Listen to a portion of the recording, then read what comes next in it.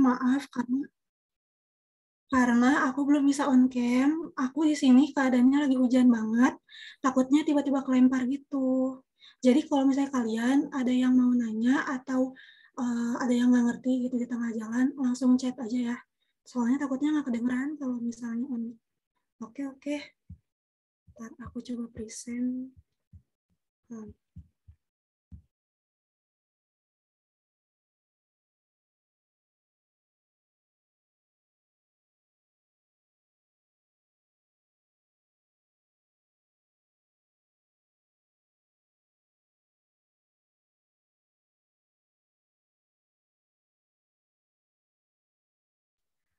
Jadi kenalin dulu, nama aku Anzalna Rahman, biasa dipanggil Anzal atau Zalna juga boleh, bebas. Kalian mau manggil aku apa? Aku di sini bakal tutorin, bukan tutoring, jadi aku bakal diskusi bareng kalian. Jadi kalau misalnya aku kurang apa atau salah, boleh langsung dikoreksi aja ya. Kita di sini diskusi bareng aja. Di sini aku hari ini bakal belajar bareng kalian, topiknya tentang sifat kolegatif larutan. Aku tuh dari Fakultas Farmasi Universitas Pajajaran. Jadi kalau misalnya mau nanya nanti di akhir farmasi Unpad gimana boleh langsung nanya aja ya. Tapi sekarang kita diskusi bareng dulu. Oke, aku next slide gimana ya? Bisa banget. Jadi kan tadi aku udah bilang di sini tuh bakal diskusi bareng tentang sifat koligatif larutan. Jadi koligatif larutan tuh apa sih? Nanti aku bakal jelasin di slide-slide setelahnya. Di sini tuh kita bisa lihat udah ada ini apa bagan-bagannya. Fenomena sifat koligatif larutan itu dibagi dua. Istilahnya kalau konsentrasi larutan tuh kuncinya kita melajarin ini. Kuncinya tuh ada tiga konsentrasinya. Yang pertama ada molaritas yang sering dipakai, yang paling sering dipakai di stoikiometri juga. Selanjutnya ada molaritas atau disimbolin sama M kecil. Nah, bedanya itu kalau molaritas tuh ini nih udah bisa dilihat kalau ditandainnya sama M besar kapital. Kalau molalitas tuh M kecil. Nanti aku bakal jelasin juga gimana sih beda-beda lebih spesifiknya gitu. Terus kunci konsentrasi larutan yang terakhir tuh ada fraksi mol atau yang dilambangin dengan X. Setelah kita ngerti kuncinya gimana aja dan bedanya gimana aja, kita tuh bakal belajar fenomena macam-macam sifatnya, sifat koligatif larutan. Kalau sifatnya ini ada 4, lebih ke apa ya, kalau koligatif larutan tuh lebih ke fenomena fisikanya banget gitu, bagian dari kimia fisiknya.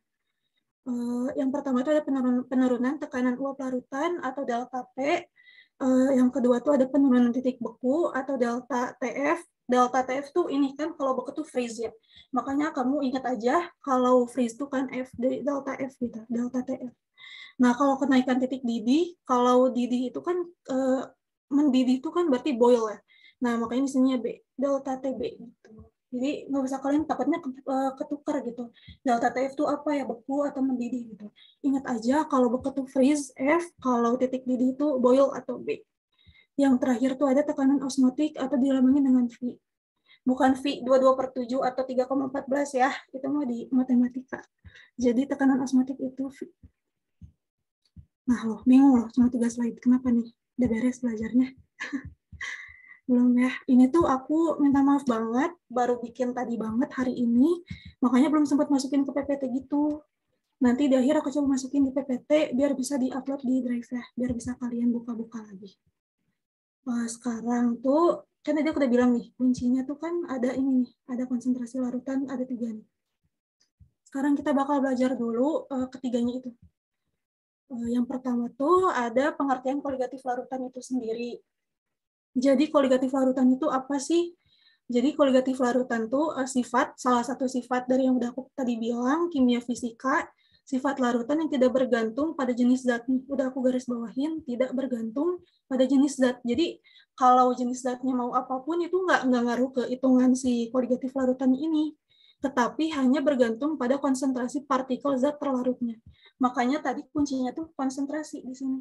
Jadi kalau jenisnya mau apa, mau pelarut polar, semipolar, dan lain itu nggak ngaruh sama sekali. Terus selanjutnya, larutan itu memiliki karakteristik yang berbeda dengan pelarut murninya. Sebab keberadaan zat terlarut akan mempengaruhi sifat fisikanya. Udah aku bilang tadi, lebih ke fisikanya ya kalau koligatif larutan itu. Sifat fisika pada suatu larutan. Contohnya kalau misalnya perubahan sifat fisika ini perubahan fasanya atau wujudnya. Jadi kan kalau di reaksi kimia tuh suka ada nih di ujung kecilnya gitu, S atau L atau Aki gitu. Nah itu tuh bisa berubah fasanya atau wujudnya. Kayak tadi nih penurunan titik beku kan berarti itu dari cair ke padat kan. Makanya tuh berubah fasanya. Gitu. Ada yang mau nanya dulu nggak? Masih ada yang nanya gitu? Nggak ada ya, aman? Oke, aku lanjut. Nah, udah nih, larutan memiliki karakteristik yang berbeda. Jadi kalau misalnya kalian nih larutan murni sama ditambahin zat terlarut, berarti kan otomatis si larutan itu mengandung lebih banyak partikel kan. Berarti otomatis dia tuh bakal mempercepat energi tumbukan gitu. Makanya bakal berefek ke sifat fisikanya ini. Nah, di sini udah aku tandain dari keempat sifat ini. Dari keempat sifat koligatif larutan ini yang paling sering muncul di UTBK itu kedua ini nih, penurunan tekanan uap atau delta P sama tekanan osmotik. Nah, ini tuh bukan nggak pernah muncul, pernah di tahun berapa gitu, tapi sekarang tuh udah jarang muncul gitu. Makanya di sini aku bakal lebih tekenin di dua ini. Tapi yang ini juga bakal tetap dipelajari, yang dua ini. Jadi yang pertama tuh ada penurunan titik beku atau delta TF. Jadi kan tadi aku udah bilang kalau titik beku tuh beku freeze, makanya F di sini. Ingat ya, F di sini kalau didih tuh B. Nah, kalian tahu kan kalau titik beku air murni, air aja nih, berarti kan 0 derajat Celcius nih. Nah, makanya tadi udah aku bilang kalau larutan tuh memiliki karakteristik yang berbeda dengan pelarut murni. Air murni itu pelarut murni, makanya titik bekunya 0 derajat Celcius. Larutan memiliki karakteristik yang berbeda, makanya di sini titik beku larutan itu kurang dari 0 derajat Celcius. Artinya apa kalau di sini kurang dari 0? Berarti kan ke bawah nih, misalnya grafik nih, grafik. Di sini tuh 0,0 di sini. Berarti kan kalau ke bawah tuh minus ya. Berarti di sini suhunya minus sekian berapa gitu. Ngerti nggak? Masih ada yang mau nanya? Oke. Kakak lagi pindahin tab ya. Kalian ini ngelihatnya apa? Oh, masih di Canva. Bentar-bentar ya, aku coba stop share dulu. Sorry. Kalau sekarang apa? Sorry. Masih Canva atau udah PDF? Udah PDF, Kak. Oke, berarti tadi udah aku jelasin. Kalau larutan tuh memiliki sifat yang berbeda sama si pelarut murninya. Udah sampai titik beku nih. Pokoknya titik beku larutan udah dicampurin nih, misalnya air sama gula. Berarti kan titik bekunya di bawah 0 gitu minus. Nah, kalau titik didih ini B, boil kan tadi udah aku bilang. Titik didih air murni itu sama, udah mutlak 100 derajat Celcius, sama kayak titik beku. Kalau titik beku tuh 0, kalau titik didih itu 100 derajat Celcius. Nah, makanya tadi berbeda nih. Jadi titik didih larutannya itu bakal lebih. Jadi kalau titik bekunya di bawah 0, di bawah si pelarut murninya, kalau titik didih itu di atas pelarut murninya. Di sini tuh pasti nilai positif ya, 100-nya aja udah positif gitu. Jadi titik didih larutannya di atas 100. Kalau di atas 100 tuh plus. Nah, ini nih yang ketiga sama keempat tuh lebih sering muncul di UTBK dibanding yang pertama kedua ini. Yang ketiga tuh ada penurunan tekanan uap atau delta P. Di sini nggak aku jelasin yang gimana-gimana, nanti aku jelasin lebih detail di selanjutnya. Tekanan uap larut lebih besar daripada tekanan uap larutan. Nah, di sini tuh makanya judulnya penurunan tekanan uap. Jadi kalau larut murni, ya udah biasa aja segitu tekanan uapnya.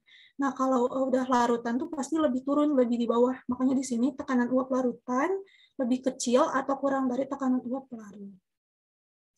Terus yang terakhir tuh ada tekanan osmotik yang dilambangin dengan V. Tekanan osmotik itu kita tahu perpindahan pelarut dari ini aku salah nulis dari hipotonis ke hipertonis. Jadi kalau misalnya apa ya kan kalau kita tahu kalau perpindahan itu ada difusi sama osmosis ya. Kalau difusi itu perpindahan zat terlarut dari hipertonis ke hipotonis. Nah, kalau osmotik tuh sebaliknya, pelarutnya dia berpindah dari hipotonis yang konsentrasinya rendah ke konsentrasinya yang tinggi.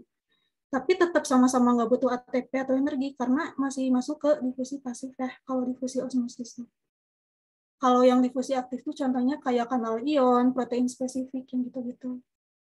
Terus selanjutnya ada juga pengertian lain. Ini kan yang pertama tuh pengertian dalam bentuk perpindahan pelarutnya. Kalau yang kedua ini perpindahan zat terlarutnya dari hipertonis ke hipotonis. Makanya ini aku kebalik dulu. Yang pertama tuh pelarut dari hipotonis ke hipertonis, dari yang konsentrasi rendah ke konsentrasi tinggi. Kalau zat terlarut itu dari hipertonis ke hipotonis. Ada yang mau nanya nggak? Oke. Kalau misalnya share screen-nya aneh lagi, bilang ya, takutnya malah di Canva tuh di sini gitu. Oke. Nah, tadi kan udah aku bilang, jadi kuncinya tuh apa? Mau kita belajar ini tuh. Nah, ada konsentrasi di sini. Yang tadi 3 itu udah aku jelasin. Nah.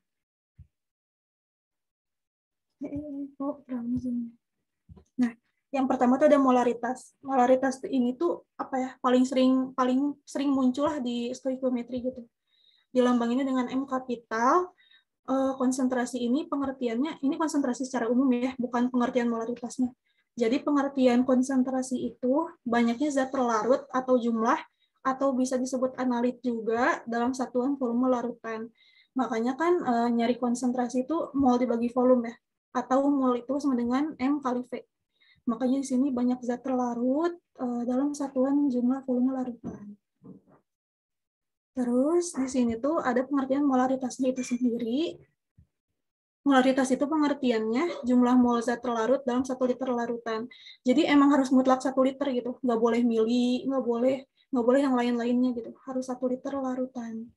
Harus ini juga harus mol. Atau rumus lainnya ada gram per mr. Gram per mr ini kan mol ya, dikali 1000 per volume. Nah ini tuh kebalikannya kan, kalau mol dibagi volume, volumenya ini misalnya dalam bentuk mili.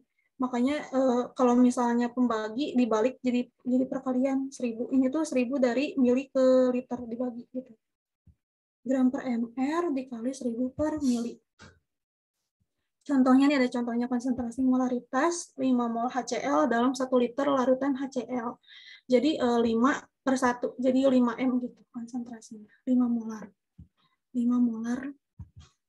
Terus ada contoh soalnya, ini seperti apa ya, konsep-konsep sebelumnya yang laju reaksi juga kalau kalian join yang bulan aku Maret.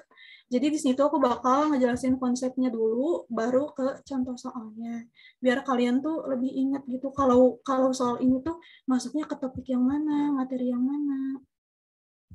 Di sini ada contoh soalnya, aku ambil dari UTBK 2019. Larutan asam nitrat HNO3 memiliki massa jenis Rho sama dengan 1,2 gram per mililiter. Terus konsentrasi HNO3 dalam M jika kadar HNO3 dalam larutan adalah 31,5%. Nah, kecepatan nggak guys? Bisa kecepatan? Aman? Langsung aja ya kalau misalnya ada yang mau nanya gitu. Ya, aku kasih aman Kak. Oke, bisa kecepatan ya.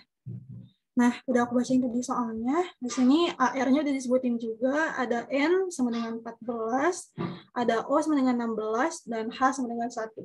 Jadi kalau AR itu ada yang disebutin di soal, ada yang enggak. Tapi aku saranin tuh kalian hafalin yang 3 ini, yang O, H, sama N juga, atau C juga boleh. Jadi 4 gitu kalian hafalin. Kalau N itu 14, kalau O itu 16, kalau H itu 1, kalau C ini 12. Jadi mending hafalin aja, cari aman gitu. Soalnya apa ya? Kalau keempat ini tuh kalau N, O sama H sama C itu tuh paling sering muncul di soal gitu. Oke, selanjutnya kita jawab.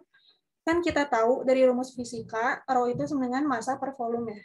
Dan kita anggap aja kalau di kimia itu persen kadar itu bisa jadi gram. Nah, HNO3 dalam larutan itu sama dengan HNO3 dalam air. Kan larutan tuh asam nitrat ditambah air ya. Jadi anggap aja larutan itu campuran dari HNO3 dan air. Nah, di sini kan persen larutan murni HNO3 ditambah air tuh 100% ya. Jadi 100% ini tuh udah mencakup HNO3 sama air, jadi larutan gitu. Dan di sini di soal tuh disebutin persen HNO3 ini 31,5%. Berarti 31,5 bagiannya dari 100 itu kan mengandung HNO3 gitu. Terus berapa persen airnya gitu kan bingung. Kita tinggal kurangin aja, kan tadi udah aku sebutin di atas, kalau persen itu bisa jadi gram atau masanya. Berarti kan kalau jumlah totalnya 100 nih, Terus HNO3-nya 31,5. Berarti kan kalau misalnya larutannya merupakan campuran dari HNO3 sama air, tinggal dikurangin aja ya. Nah, jadi 100 dikurangi 31,5 itu 68,5. Loh, ini bingung kenapa dari persen jadi gram gitu. Tadi udah aku jelasin di atas, kalau persen kan sama dengan gram. Jadi anggap aja ini misalnya 100 gram massa pelarutnya gitu. Massa HNO3-nya 31,5 gram. Makanya ini 100 dikurangi 31,5 langsung 68,5 gram. Paham? Aman. Masa total yang aku bilang tadi, masa persen total itu 100%. Berarti kan tadi udah dikurangin ya, dapat masa airnya 68,5 gram. Berarti kan totalnya 100% atau 100 gram sama aja. Pokoknya konsistensi kalian mau persen atau gram gitu. Aku mau langsung ke gram aja biar cepat. Nah, di sini kita nyari mol HNO3-nya dulu. Mol HNO3 kan sama aja 31,5% tuh 31,5 gram. Dibagi 63 gram per mol. 63 dari mana? Di sini tuh kan udah disebutin ya HR-nya masing-masing tuh berapa. HNO3. Berarti kan terdiri dari H-nya 1, N-nya 1, O-nya 3. Bener nggak? Nah, di sini disebutin O-nya itu 16. Berarti kan kalau O-nya ada 3 tuh tinggal dikali aja ya. 16 kali 3 berapa? 48. Nah, terus ditambah hanya 1. Berarti kan 49. Nah, di sini N-nya 1. Berarti 14. 49 ditambah 14 itu dapat 63 gram per mol. Berarti kan tinggal dicoret aja gramnya, molnya pindah ke atas karena pembagian. Kita dapat 31,5 dibagi 63 itu setengah mol atau 0,5 mol. Nah, di sini tuh kita bingung, volumenya nggak ada, Kak, di soal adanya massa jenis. Udah aku sebutin tadi, clue-nya dari rumus fisika, yaitu rho sama dengan M dibagi V, massa dibagi volume. Nah, berarti kan kalau mau nyari massa, tinggal ini kan, rho dikali volume. Nah, ini udah dapat 100 gram tuh dari si massa pelarut, massa totalnya, massa larutannya, dibagi rho-nya, dapat 0,083 liter. Berarti kita udah dapat volumenya, udah dapat molnya. Berarti kan udah aku jelasin tadi, kalau konsentrasi molaritas itu mol dibagi volumenya. Tinggal dibagi aja, molnya kan setengah mol tadi. Terus volumenya udah dapat 0,083 liter. Dapat 6 molar. Ini aku jawaban, bukan PG ya guys, aku langsung tulis jawabannya. Biar cepat. Oke, aman. Semangat yang masih puasa. Jangan lemes ya. Kita ngabuburit bareng. Oke, aman. Aman, lanjut ya. Kita kunci kedua tuh ada molaritas. Kalau tadi tuh molaritas, jangan ketukar ya. Yang tadi tuh R, kalau yang ini tuh L. Disimbolinnya juga beda. Kalau yang tadi tuh M kapital, kalau yang sekarang tuh M kecil. Ini tuh lebih jarang muncul, lebih sering muncul molaritas. Ini tuh lebih kebilang jarang gitu, molaritas. Nah, pengertiannya beda-beda dikit sih. Jadi kalau molaritas tuh jumlah mol zat terlarut dalam 1 kilo pelarut molaritas sifatnya konstan di berbagai suhu. Jadi kan kalau tadi tuh jumlah sama nih, jumlah mol zat nih. Jumlah mol zat. Tapi kalau molaritas tuh volume per 1 liter larutan. Nah, kalau molaritas itu per 1 kilo pelarut. Jadi kalau molaritas itu lebih ke per massa gitu. Kalau molaritas itu per volume, kalau molaritas per massa. Ini juga sama, rumusnya nggak beda-beda jauh. Di sininya cuma diganti gram zat terlarut, sama di sini masanya harus kilo, harus mutlak kilo. Kalau di sini tuh volumenya mutlak liter gitu. Nggak boleh mili atau nggak boleh yang lain-lainnya. Di sini aku contoh soalnya juga udah dapat dari UTBK 2014, makanya di sini lebih jarang muncul molaritas tuh. Makanya udah lama banget. Di sini tuh aku dapat soalnya 3,42 gram sukrosa atau rumus kimianya, rumus molekulnya C12H22O11 ke dalam 1250 mili etanol dengan massa jenisnya 0,8 gram per mililiter. Di sini ada lagi nih, rho ini muncul. Makanya benar jadi kalau koligatif larutan tuh lebih ke fenomena fisikanya. Di sini ditanya nih molalitasnya berapa kalau misalnya sukrosa ini di dalam etanol. Terus di sini udah dapet ARC-nya sama H-nya sama O-nya yang udah tadi dibilang mending dihafalin. Tinggal langsung masukin ke rumus aja. Kita nyari mol udah tahu dari rumus stoikiometri gram dibagi AR atau gram dibagi MR. Karena ini tuh senyawa sukrosa jadi dibagi MR ya. Nah, tinggal dijumlahin aja sama kayak tadi. 12 dikali C, C-nya 12, 12 kali 12 144. Terus di sini hanya ada 22 nih. Tinggal 22 dikali 1, 22, berarti 144 ditambah 22. Di sini O-nya ada 11, 11 dikali 16, tinggal dijumlahin aja ya, gengs. Aku dapat 342 gram per mol. Karena di sini satunya gram per mol ya. Tinggal dicoret aja gramnya. Kalau pembagian tuh kan molnya berarti pindah ke atas. Jadi pembilang. Terus udah dapat 10 pangkat min 2 mol atau 0,01 mol. Kita simpan dulu buat nanti data di akhir. Terus di sini kita masih bingung masa pelarutnya itu berapa. Di sini udah dapet rho-nya sama milinya. Kalau misalnya kalian langsung masukin ini ke rumus tinggal dibagi, mol dibagi ini salah ya, karena kalau mol dibagi volume itu molaritas, bukan molal. Makanya di sini belum ada kilogram pelarutnya. Kilogram pelarutnya di sini etanol ya. Di sini etanol sebagai pelarut. Kita tahu rho dengan M dibagi V. Berarti kalau mau nyari massa, tinggal rho dikali volume aja kan. Nah, rho-nya tuh udah dapat 0,8 gram per mililiter. Terus volumenya juga udah dapat 1250 mililiter dari soal. Tinggal milinya dicoret-coret. 0,8 kali 1250 itu dapat 1000 gram. Nah, kan kita tahu dari tangga satuan itu, dari gram ke kilogram itu naik ya.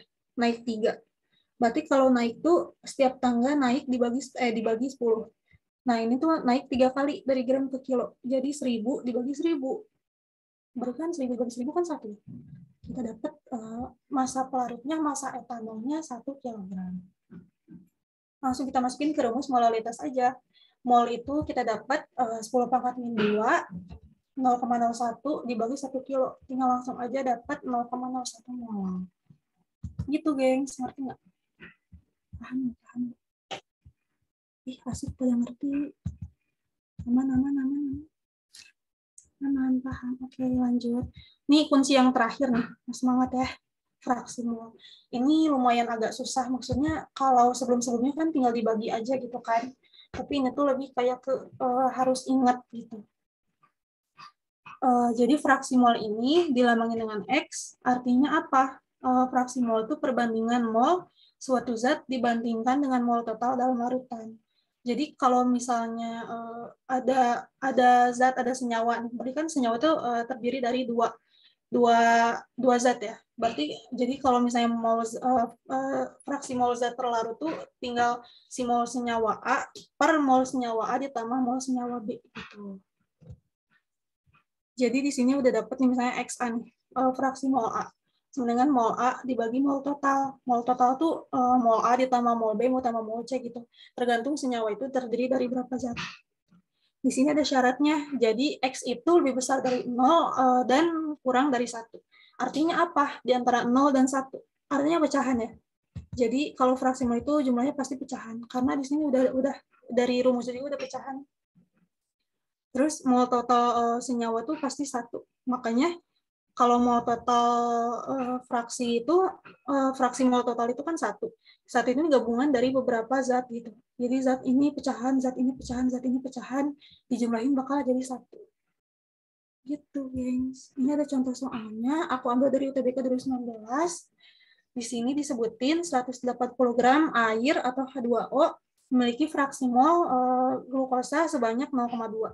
Jadi 0,2 ini fraksi molnya glukosa. Di sini ditanya massa zat glukosa dalam larutan adalah, nah, kita kan tahu fraksi mol total itu 1. Jadi 1 ini gabungan dari fraksi mol air ditambah fraksi mol glukosa ini. Nah, sedangkan fraksi mol glukosa kan kita tahu dari soal 0,2 ya. Nah, berarti tinggal dikurangin aja kan, kalau misalnya jumlahnya 1, kalau si glukosanya 0,2, berarti kan airnya tinggal dikurangin aja.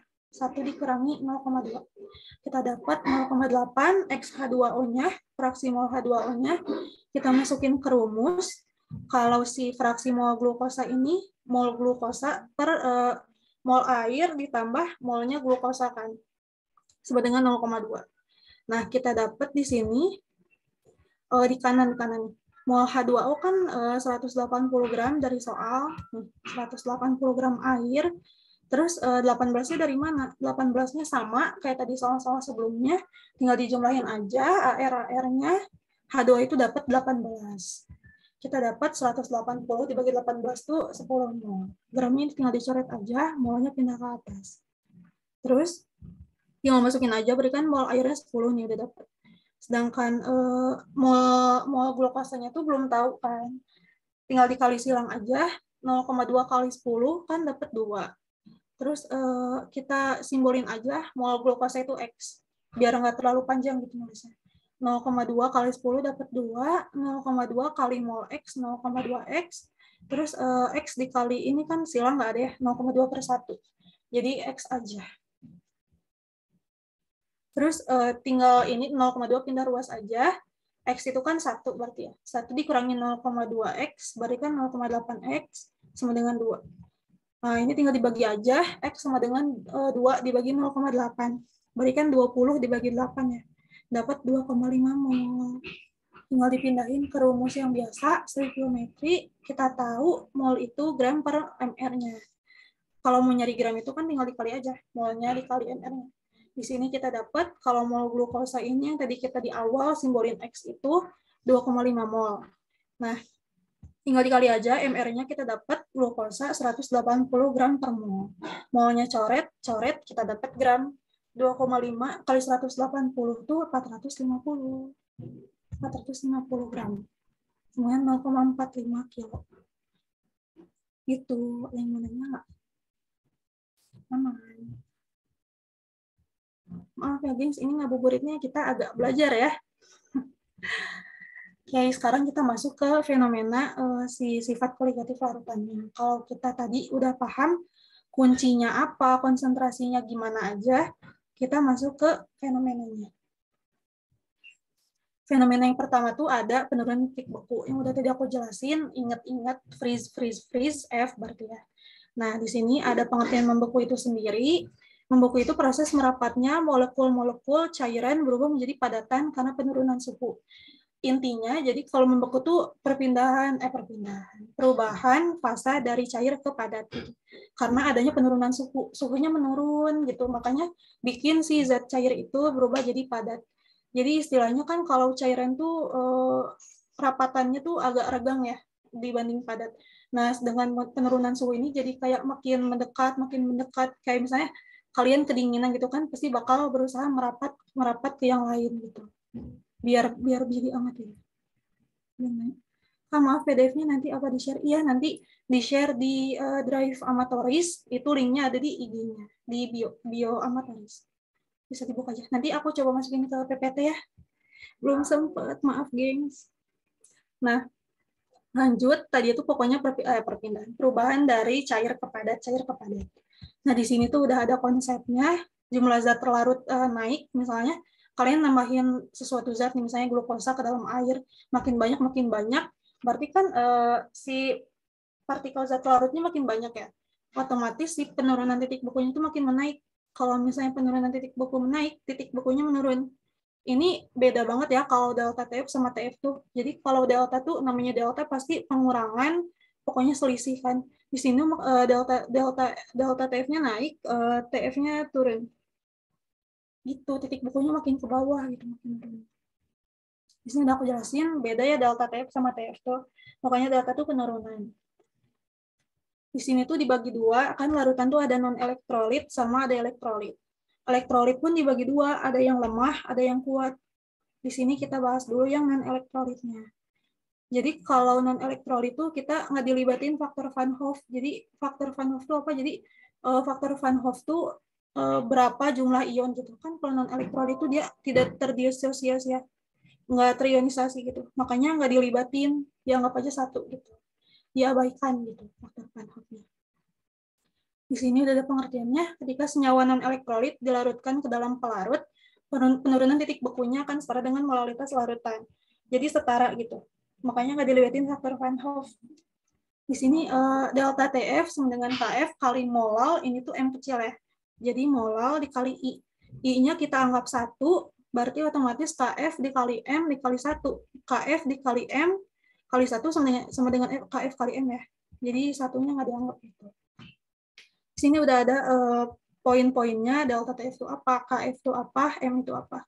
Jadi kalau KF itu konstanta, yang namanya konstanta pasti bakal apa ya, bakal konstan gitu. Jadi kalian nggak usah mikir KF-nya berapa, KF-nya berapa. Itu pasti disebutin di soal pasti. Soalnya itu ada datanya, udah konstan, nggak mungkin kita ngafalin, jadi bakal banyak banget gitu. KF itu bakal disebutin di soal. Kalau molalitas kita yang hitung ya, gengs. Dari mol, dari gram, pokoknya gimana caranya kita nemu molal itu. Yang tadi udah aku jelasin sebelumnya ya. Di sini ada rumus kedua, titik beku larutan tuh sama dengan titik beku murni pelarutnya dikurangi si penurunan ini.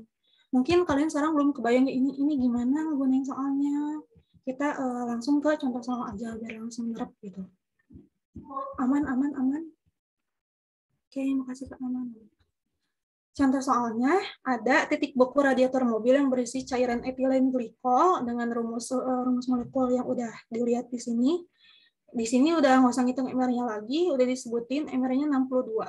Dengan perbandingan 31 gram etilen glikol dalam 100 gram air adalah, nah tadi udah aku sebutin kan, kalau konstanta itu pasti disebutin di soal. Jadi kalian tinggal hitung aja mau berapa, terus titik bekunya berapa. Kalau KF tuh nggak usah hitung, karena udah ada disebutin di soal. Terus kita cari dulu mol etilen glikolnya. Di sini disebutin 31 gram etilen glikol, 31 gram dibagi di sini MR-nya 62. 62 gram per mol. Gramnya coret-coret, 31 dibagi 62 kan 31 itu setengahnya 62 kan. Jadi setengah mol. Jawabannya 0,5 mol. Kita cari molalnya dulu. Tadi dijelasin kalau molal itu mol dibagi kilogram pelarut. Di sini tuh masih gram. Berarti harus diubah dulu ke kilogram. 100 dibagi 1000 kan 0,1 ya, pindah ke kilo. 0,5 dibagi 0,1 sama aja kayak 5 dibagi 1, dapat 5 molar. Tinggal dihitung aja delta TF atau penurunan titik bekunya, KF dikali M. KF-nya tadi disebutin 1,86 dikali molalnya dikali 5. Ini molalnya tinggal coret aja, kita dapat kalau dikali itu 9,3 derajat Celcius. Terus titik beku larutannya tinggal dikurangin aja. Kita tahu kalau titik beku air tuh 0 derajat Celcius dikurangi 9,3. Berarti kan otomatis min 9,3. Gitu. Tadi udah aku jelasin di awal kalau titik beku larutan tuh pasti minus. Kurang dari 0. Di sini terbukti jawabannya min 9,3 derajat Celcius. Ngerti nggak? Nah, agak belibet sih. Aman. Oke, kalau misalnya tadi udah non-elektrolit, sekarang ke titik beku larutan elektrolitnya. Di sini ada pengertiannya, pada konsentrasi yang sama, larutan elektrolit memiliki jumlah partikel lebih banyak dibandingkan larutan non-elektrolit. Karena apa? Kalau larutan elektrolit itu dia terdisosiasi, jadi otomatis bikin partikel-partikel terlarutnya tuh lebih banyak. Makanya dia pasti titik bekunya lebih di bawah dibanding larutan non-elektrolit. Udah aku jelasin tuh membeku di bawah yang suhu yang lebih rendah daripada non-elektrolit. Rumusnya sama aja, karena tapi di sini ada I-nya, ada faktor Van Hoff-nya. I-nya itu rumusnya 1 ditambah N-1 dikali alfa. Di sini udah ada ininya, komponennya. I itu faktor Van Hoff, bisa dihitung sama kita. Alfa itu derajat ionisasi, nanti bisa sering disebutin di soal. Kalau N itu jumlah ionnya. Jumlah ion tuh bingung gimana ya, Kak? Di sini udah ada contohnya sama aku ditulis. Na2SO4. Di sini tuh kita ionisasiin dulu. Na2SO4 tuh jadi 2Na+, 2-nya pindah ke depan. Karena Na+ itu muatannya 1 ya. Makanya 2-nya pindah ke depan. 2Na+ ditambah SO4 2-. Loh, ini yang dibulatin kosong, ini apa? Berarti kalau misalnya nggak ada, berarti itu otomatis 1 ya. Kalau misalnya reaksi kimia, koefisien nggak ada nih, nggak ada angka di depannya. Berarti otomatis 1. Berarti kan 2 ditambah 1 kan 3. Nah, si 3-nya ini sebagai N. Nih, jumlah ionnya. Jadi jumlah ion tuh gitu, gengs. Jadi 2 ditambah 1 gitu koefisiennya setelah diionisasikan. Kita hitung I-nya 1 ditambah 3 min 1, alfanya nih, alfanya 1 dari mana? Nah, kita tahu kalau semua garam-garam itu larutan elektrolit kuat. Yang namanya larutan elektrolit kuat tuh dia derajat ionisasinya bakal 1. Kalau larutan elektrolit lemah, dia tuh bakal disebutin derajat ionisasinya berapa di soal. Karena kalau elektrolit lemah tuh dia derajat ionisasinya antara 0 sampai 1. Jadi bakal disebutin di soal gitu. Entah 0,2, entah 0,3, pokoknya yang namanya lemah tuh dia terionisasinya enggak semuanya gitu. Enggak murni semuanya terionisasi. Kita langsung aja 3,1 3 min 1 kan 2 ya. 2 dikali 1 2 ditambah 1 jawabannya 3 gitu. Kalau cara ngitung faktor Van Hoff. Pokoknya bedanya sama non elektrolit itu ada i-nya aja. Udah itu doang. Setelah-setelahnya nggak ada rumus yang berbeda apa-apa. Cuma ditambahin i doang gitu. Aman, oke. Terus ini ada contoh soalnya. Penambahan 23,4 gram suatu zat elektrolit biner. Biner itu 2, jumlah ionnya 2. Ke dalam 400 gram air menurunkan titik beku sebesar 3,72 derajat Celcius. Di sini udah ada datanya, KF-nya, alfanya. Nih, alfanya kan 100%. Baru kan 100 dibagi 100 itu 1. Ini ditanya MR-nya berapa. Delta TF, udah aku bilang tadi pokoknya bedanya rumusnya di I doang, tinggal ditambahin I. Kita ionisasiin dulu LX itu kan jadi L plus ditambah X min. Jadi kan ini 1 ditambah 1 kan 2. 2 dikali 100% kan anggap aja 2 kali 1 gitu. Jadi jawabannya 2. Kita ini delta TF-nya 3,72, KF-nya 1,86, ditambah dikali molalnya nggak tahu berapa, kita mau cari I-nya dikali 2. Tinggal M sama dengan, tinggal pindah ruas aja, 3,72. Nah, 1,86 ini kali 2 sama aja, 3,72 gitu. Ini angkanya lagi bagus ya, 3,72 dibagi 3,72, kita dapat 1 molal. Nah, dari molal ini kita dapat molnya, tinggal dikali kilogram pelarut. Di sini kan udah disebutin soalnya. Nah, 400 gram air, kan kalau 400 masih gram ya. Kalau misalnya dibagi 1000 ke kilo, berarti 0,4, tinggal dikali. 1 dikali 0,4 tuh 0,4. Di sini kita tahu mol sama dengan gram per mr, tinggal dibagi aja. Kalau mau nyari mr, di soalnya tuh udah ada 23,4. Ini tinggal dibagi 0,4 yang tadi udah kita nemu molnya, kita dapat 58,5 gram per mol. Kalian tahu nggak kalau misalnya senyawa nih, MR-nya 58,5 apa coba? Lumayan sering munculnya. 58,5 itu NaCl ya, udah terbukti nih, NaCl LX. Nah, kalau Na itu airnya 23 gram per mol, kalau Cl itu 35,5. 58,5 itu NaCl, bisa diperkirain. Itu yang terbukti nih garam biner. Garam biner kan NaCl biner ya. Ini ada yang nanya kah? Oke, aman. Terus contoh soal selanjutnya itu ada asam lemah monoprotik terlarut baik dalam elektrolit lemah. Kita langsung aja ngitung. Kalau monoprotik itu dia mono kayak monokotil, berarti kan bijinya 1, mono itu 1. Dia monoprotik asamnya, dia melepaskan 1 H+. Langsung aja dihitung, I-nya 1 ditambah 2 min 1, di sini alfanya 10% nih. Jadi kalau 10% itu kan 0,1 ya, 10/100. Langsung dihijrah. Kalau misalnya ini 2 dari mana? Ini dari koefisien H+ ditambah X min kan 2 ya. Tinggal 1 dikali 0,1 kan 0,1 ditambahin 1 dapat 1,1 I-nya. Langsung dihitung aja titik beku larutannya, tinggal dikurangin aja. Penurunan titik beku tuh titik beku pelarut murni dikurangi titik beku larutannya.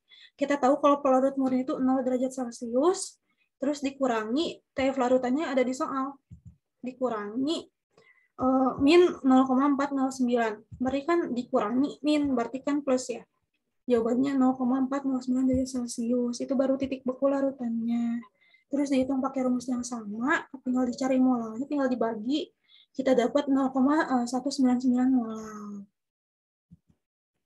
Terus kita tahu kalau mol itu dari yang udah aku jelasin tadi, tinggal molal dikali kilogram pelarutnya. Molalnya kita dapat 0,199, kilogram pelarutnya ini udah ada nih di soal. 1 kilogram H2O. berarti tinggal dikali 1, kita dapat 0,199, atau kalau misalnya dibuletin 0,2, atau kalian nggak mau ngebuletin, males gitu Kak, nggak usah juga nggak apa-apa. Karena nanti angkanya juga bakal mirip-mirip kok kalau misalnya nggak dibuletin. Nah, kalau misalnya MR, tinggal gram dibagi mol, kita dapat 12 gram itu dari soal 12 gram senyawa tersebut. 12 dibagi 0,2. Ini tuh 0,2 dari sini ya, dari molnya, dari yang udah kita hitung sebelumnya. Kita dapat kan sama aja kayak 120 dibagi 2, berikan 60 gram per mol. Terus ini tuh diketahuinya rumus empiris. Rumus empiris itu apa ya? Rumus paling sederhana dari suatu senyawa. Di sini kan kita nggak tahu, ditanya tuh senyawanya tuh apa gitu. Kita rumusnya gini nih, MR dari rumus empiris ini dikali N ini faktor pengalinya berapa gitu. Terus MR sebenarnya. Nah, yang kita temuin ini tuh MR sebenarnya yang 60 ini tuh. Nah, kita hitung aja kalau CH2O ini MR-nya berapa. Kan C itu 12, H itu 1, dikali 2, berarti kan 2. Ditambahin 16. Totalnya 30 kali M, sama dengan 60. N-nya sama dengan 2, 60 dibagi 30. Nah, rumus molekulnya ini tinggal dikali 2 aja. CH2O dikali 2. C-nya kali 2, H2-nya kali 2, O-nya kali 2. Kita dapat C2H4O2, atau kalau dijabarin jadi CH3COOH atau asam asetat. Asam asetat itu asam lemah, bisa dibuktikan dari soal, asam lemah monoprotik. CH3COOH itu asam yang melepaskan 1H+. Aman-aman. Ini rada complicated ya soalnya. Tahun 2018. Ditanyanya ini rumus molekulnya. Aman. Aman, oke. Jangan lupa dicatat ya nanti. Selanjutnya ada kenaikan titik didih atau delta TD. Jadi kalau tadi mencair ya Allah. Ini membeku itu kan dari cair ke padat ya. Nah, di sini ada pengertian menguap. Menguap itu terjadi pada permukaan air dan tidak selalu pada 100 derajat Celcius. Tidak selalu pada 100 derajat Celcius ini pada larutan. Jadi kalau misalnya air murni itu iya boleh 100 derajat Celcius. Tapi kalau udah larutan tuh nggak mungkin 100 derajat Celcius, pasti lebih di atas 100. Karena ibaratnya api itu butuh tenaga lebih buat ngedidihin partikel-partikel yang ada di dalam senyawa itu. Jadi kalau misalnya air murni itu ya udahlah gampang gitu apinya ngedidihin air doang gitu. Tapi kalau larutan tuh udah ada misalnya gula, terus garam, itu kan lebih susah lagi. Terus menguap ada mendidih titik pada saat seluruh bagian zat cair mengalami penguapan. Misalnya kalian masak mie nih, kan itu airnya sampai mendidih. Berarti seluruh permukaan air tuh udah terkena api itu, sehingga nantinya pada titik 100 Celcius airnya bakal menguap gitu secara perlahan. Ditandai dengan gosokan-gosokan air. Jadi ada kayak mendidih gitu airnya, muncul busa-busa gelembung-gelembung gitu. Di sini ada konsepnya, kalau suhu makin tinggi, makin naik, makin panas, energi yang diserap itu bakal makin tinggi juga, sehingga penguapan akan semakin cepat. Di sini juga udah ada yang tidak dijelasin, kalau zat larut makin banyak, kalian makin nambahin garam, makin nambahin gula atau apa, si titik didihnya tuh makin di atas 100 derajat Celcius, makin naik gitu. Sehingga titik didih larutannya juga makin naik. Sini juga sama, aku nggak akan jelasin lebih lama lagi, soalnya sama rumusnya kayak yang titik beku, cuma di sini bedanya KF dikali molal, terus kalau non-elektrolit itu nggak ada I, kalau elektrolit itu ada I. Jadi bedanya kalau elektrolit ada I, kalau non itu nggak ada. Pokoknya sama, kalau KB itu bakal dijelasin di soal, bakal disebutin, langsung ke contoh soalnya aja. Di sini tuh ada contoh soalnya elektrolit dulu. Soalnya elektrolit itu lebih sering muncul gitu, gengs, di soal UTBK. Nah, ke dalam 250 mili air, rho-nya udah tahu 1 gram per mililiter atau 1 gram per sentimeter pangkat 3, dilarutkan 29,25 gram garam MCl. Nah, CL-nya ini benar klorida, tapi M-nya tuh kita nggak tahu ini apa M apa ya misalnya. Nah, didapatkan titik didihnya itu 102,08. Ditanyanya itu AR-nya M ini berapa? Kan kita nggak tahu ya M ini berapa. Kita langsung hitung aja. Kalau titik didih larutan tuh tinggal dikurangin aja dari si titik didih larutannya, dikurangi si murni airnya gitu. Kan di sini air ya pelarutnya. Di sini 102,08 tinggal dikurangi 100 aja, kita dapat 2,08 derajat Celcius. Terus sesuai rumus, kalau mau nyari molal itu tinggal dibagi aja si penurunan kenaikan titik didihnya itu tinggal dibagi Kb-nya ini konstanta dikali I-nya. I kenapa? Karena di sini larutan elektrolit ya. Makanya ada I MgL. Tinggal dibagi-bagi aja, disebutin 0,52 ininya Kb-nya. Terus kalau I-nya itu tinggal 1 ditambah 2. 2 ini dari mana? 2 ini dari si McL. Kalau diionisasikan dapat Cl- sama M. Koefisiennya sama-sama 1, jadi 2 dikurangi 1, dikali 1, dapat 2, tinggal dikali aja, terus dapat 2 mol. Itu. Terus sama aja kayak pakai rumus massa jenis, nyari massanya itu tinggal rho-nya dikali volume. Udah dapat si kilogram pelarut itu 0,25 kilo, dikali 2 mol yang tadi dapat setengah mol. So, ke bawah-bawahnya tinggal pakai rumus stoikiometri. Kita tahu kalau nyari MR itu tinggal gram dibagi mol. Gramnya ini udah dapat dari soalnya, 29,25 gram dibagi setengah mol yang udah tadi kita nemu. Kita dapat 58,5. Tadi udah aku bilang kalau 58,5 itu pasti NaCl. Karena emang udah segitu gitu biasanya.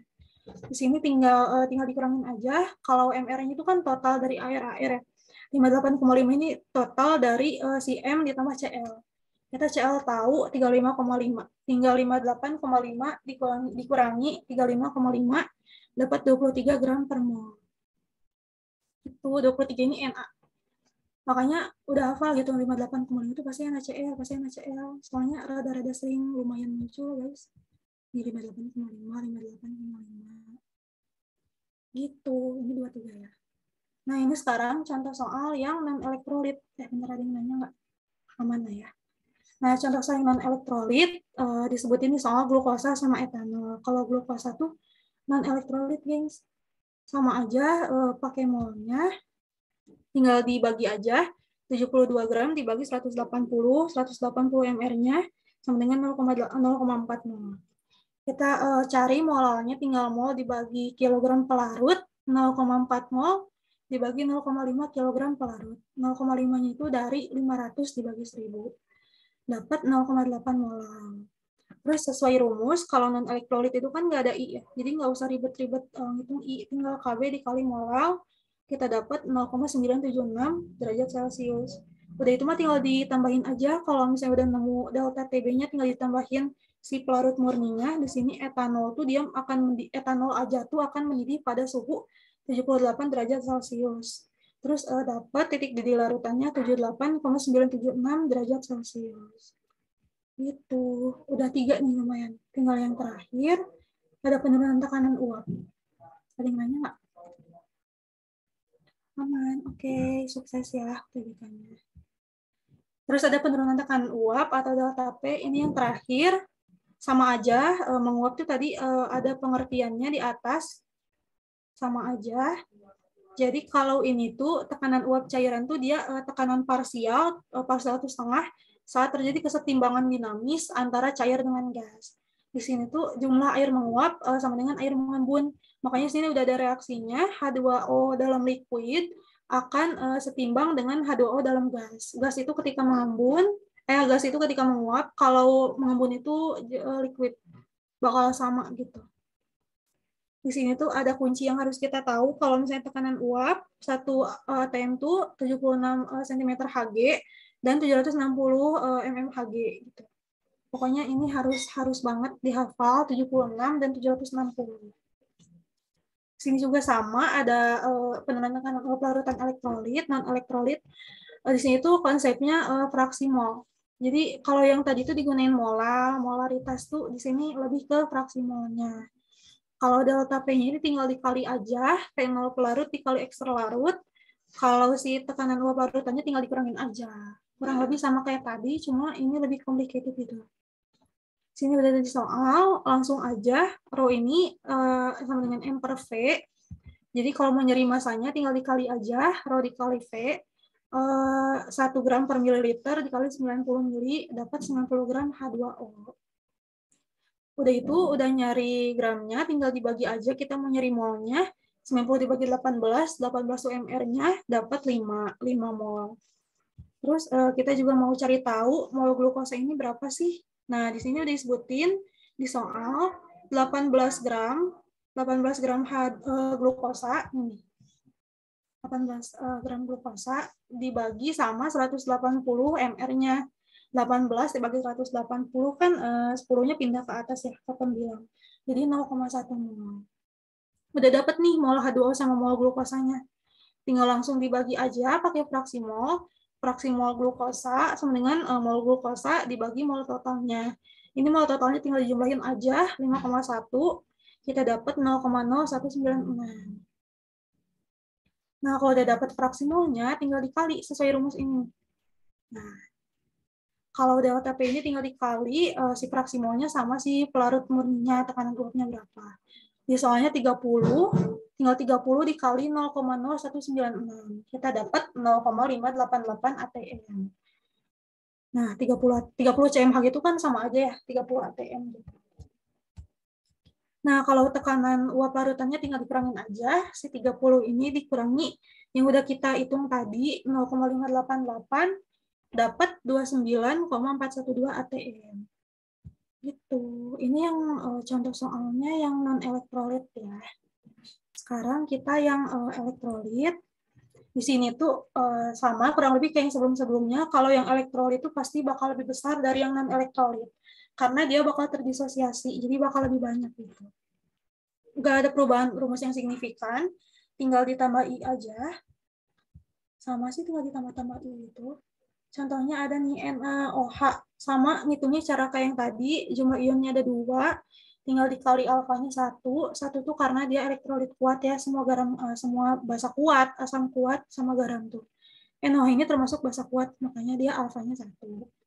Terus tinggal dihitung aja, 90 dibagi 18 itu nyari molnya, mol air, udah dapat 5 mol. Terus kita mau nyari fraksi mol NaOH-nya nih, pasti kalau misalnya tekanan uap tuh pasti patokannya ke fraksi mol gitu. Nah, fraksi mol ini 0,2, 0,2 ini dari mana? Dari soal. NaOH 0,2 mol dikali 2. 2 ini I-nya. I ini udah kita hitung, kita dapat 2.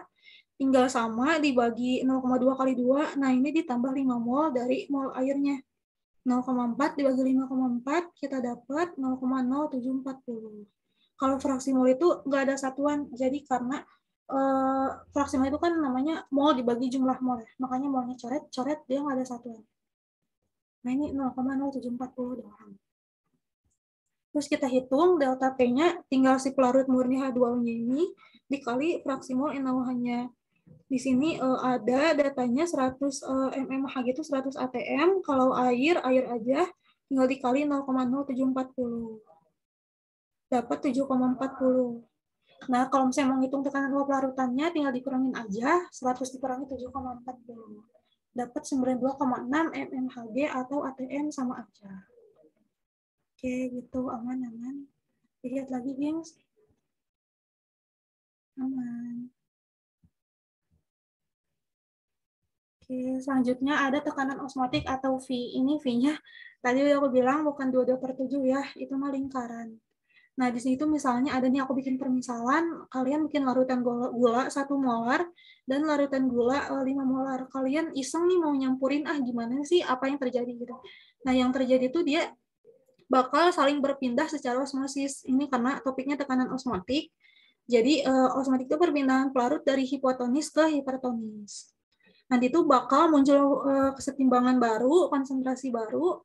Dia keadaan setimbang tuh meratanya zat terlarut dalam larutan. Jadi saling berpindah dari yang tinggi pindah ke rendah, rendah pindah ke tinggi. Gitu.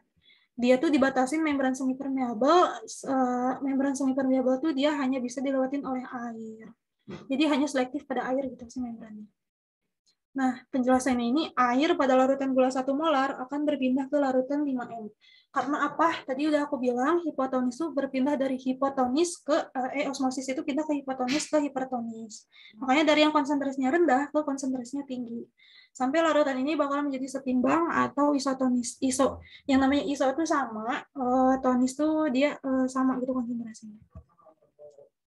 Nah, di sini ada pengertian tekanan osmotik itu sendiri. Jadi tekanan osmotik itu tekanan zat cair untuk melakukan osmosis hingga terjadi kesetimbangan cairan. Pokoknya kunci dari tekanan osmosis ini yang pertama ada membran semi permeabel, ada hipotonis, ada hipertonis, dan ada kata kesetimbangan cairan. Itu aman. Iya, tadi kebalik aku nulisnya. Pokoknya kalau pelarut itu dari hipo ke hiper, kalau zat terlarutnya itu dari hiper ke hipo. Jadi kalau airnya itu dari hipo ke hiper, kalau misalnya zat terlarut itu dari hiper ke hipo. Sorry guys, aku tipe terus sih, buru-buru nulisnya. Oke deh Kak, iya oke sama-sama. Terus di sini tuh sama aja yang udah aku bilang tadi, pokoknya non elektrolit sama elektrolit itu bedanya I doang. Kalau elektrolit itu ada I-nya nih, udah aku lingkarin, pokoknya ada I-nya, pasti ada I. Sama aja itu faktor Van Hoff, cara ngitungnya sama, 1 ditambah sekian yang sudah tadi aku bilang. Nah, di sini harus kalian ingat tuh R di sini, konstanta. Di sini tuh kadang disebutin di soal, kadang enggak, tapi aku saranin kalian dengan hafal aja deh. Pokoknya 0,082, 0,082. Takutnya nggak disebutin di soal gitu ya. Nah, di sini temperatur juga harus dalam Kelvin ya, nggak boleh Celsius, nggak boleh Fahrenheit, harus Kelvin. Di sini tuh aku udah udah tulis contoh soal yang larutan elektrolitnya dulu. Di sini udah ada LBR2, tapi L-nya nggak tahu L-nya apa gitu. Kita disuruh nyari ARL-nya gitu. Di sini tuh kita ionisasiin dulu LBR2, dapat 3. 3 itu dari 2 ditambah 1, I-nya 3. Nah, kita nggak usah pakai 1 ditambah sekian, karena ini tuh elektrolit kuat ya. Makanya langsung ke 100% dikali 1 aja, dapat 3. Terus ini kan V-nya tadi sebutin di soal 29,52. 29,52 atm. Kita nggak tahu nih molaritasnya berapa, karena kita bakal nyari itu gitu. M-nya tulis M aja. R-nya udah sebutin di atas 0,082. Tinggal dikali 300. Nah, 300 ini suhunya dari mana? Di soal itu kan 27 Celsius. 27 Celsius. Kalau mau pindah ke Kelvin kan harus ditambah 273. Nah, 27 ditambah 273 ini kita dapat 300. I-nya ini 3, kita udah hitung. Tinggal dikali-kali bagi aja, kita dapat 0,4 molar. Molar tuh M-nya besar ya, kapital. Nah, ini pakai rumus stoikiometri aja. Mol sama dengan M kali V. Setelah 0,4 molar ini dikali liternya, volumenya, di soal mana misalnya? Ini 250 mili. Berarti kan tinggal dibagi 1000, dapat 0,25 liter. Kita dapat 0,4 kali 0,25 itu 0,1. Udah itu dapat molnya, tinggal dibagi si gram per molnya, dapat MR-nya itu 200 gram per mol. Nah, ini tuh masih MR, jadi 200 ini tuh masih campuran dari LBR2 gitu. Nah, kan kalau BR2 itu kan 2 kalinya BR ya. Kita tahu di soal kalau BR itu 80. Kalau 80 kali 2 kan 160 ya. Nah, jadi kalau 200 ini tuh udah mencakup 160 ditambah ARL-nya. ARL-nya nggak tahu. Nah, caranya tinggal dikurangin aja. 200 dikurangi 160, kita dapat 40 gram per mol. Itu ARL-nya jadi 40 gram per mol ya. Aman ada yang nanya nggak? Oke, aman, aku lanjut ya. Soal terakhir. Bosan nggak sih hitungan terus? Nah, ini tuh contoh soalnya. Kalau tadi tuh contoh soal yang elektrolit, sekarang terakhir yang non-elektrolit. Jadi disebutin data-datanya di soal, ditanyanya MR-nya. Ini senyawa organik. Berarti kalau senyawa organik itu dia cenderung non-elektrolit. Makanya di sini aku nggak nyimpen I. Kita ngitung aja, sama aja. Kalau M itu tinggal dibagi aja si V-nya 4,72 dibagi R dikali suhunya. Ini suhunya 288 dari 15 derajat Celcius ditambah 273. Pokoknya harus ke Kelvin. Tinggal ditambah 273. Kita dapat 288 Kelvin. Setelah dikali ini dibagi dapat 0,2 molar. Nah, si molar ini tuh mau nyari mol nih. Berarti kan tinggal dikali ya. Mol sama dengan M kali V. Molarnya kita dapat 0,2 molar. Volume ini dari 500 ml. 500 dibagi 1000 dapat 0,5. Dapat 0,1 mol dikali aman. Oke. Terus udah dapat M-nya nih, udah dapat molnya nih. Tinggal dibagi aja pakai rumus stoikiometri. Mol sama dengan gram per mR. Nah, MR-nya ini gram per mol, tinggal dibagi aja. Gramnya udah dari soal, 4,6 gram, tinggal dibagi. Molnya kita udah ngitung, 0,1 mol. Sama aja 4,6 dikali 10. Kita dapat 46 gram per mol. Gitu. Gitu, gengs. Aku kayaknya udah sih kalau misalnya contoh sama itu mungkin. Ada yang mau ditanyain nggak? Coba aku balik ke Canva-nya ya. Ada yang mau ditanyain nggak, gengs? Jadi tadi kan aku udah ngejelasin semuanya, rangkuman aku. Pokoknya kalian harus ngerti dulu kuncinya apa. Kuncinya tuh ada 3, kita harus pokoknya, kan tadi tuh koligatif larutan tuh pengertiannya sifat yang tidak bergantung pada jenis larutan ya. Jadi jenisnya mau apa, mau kalian pelarut apa gitu. Nah ini tuh ngaruhnya ke konsentrasinya, jumlah konsentrasinya. Jadi kalian harus ngerti ketiga konsentrasi ini, molaritas, molalitas, dan fraksi mol. Kalau kalian udah cukup ngerti 3 konsep ini, kalian bisa langsung lanjut ke 4 pemahaman ini. Tapi yang aku saranin, kalian lebih tekanin di penurunan tekanan uap sama tekanan osmotik. Tekanan osmotik ini contohnya apa ya? Kalau misalnya aku di farmasi sendiri tuh kayak, kalau kita bikin obat mata tuh harus yang isotonis dengan mata. Karena kalau misalnya enggak, nanti tuh bakal bikin kenapa-napa gitu matanya. Karena penting gitu. Jadi kalau misalnya kita belajar koligatif larutan ini tuh, penerapannya tuh kemana gitu. Itu pokoknya boleh sih kalian belajar yang titik beku titik didih, bukan menutup kemungkinan nggak akan ada di soal tahun ini. Boleh aja belajar, tapi aku saranin lebih ke tekanin ke uap sama ke osmotik. Yang ditanyain nggak? Aman, oke. Kayaknya udah sih cukup nih segitu dari aku. Kalau ada yang mau ditanyain lagi, makasih banget udah yang mau join, udah mau berpartisipasi, terus nanya-nanya. Aku bakal senang banget kalau misalnya ditanya tentang materi atau tentang jurusan yang aku lagi gelutin sekarang juga. Nggak apa-apa. Pokoknya aku makasih banget sama kalian. Semangat UTBK-nya. Sukses ya. Keterima pilihan 1. Amin. Amin. Semangat semuanya.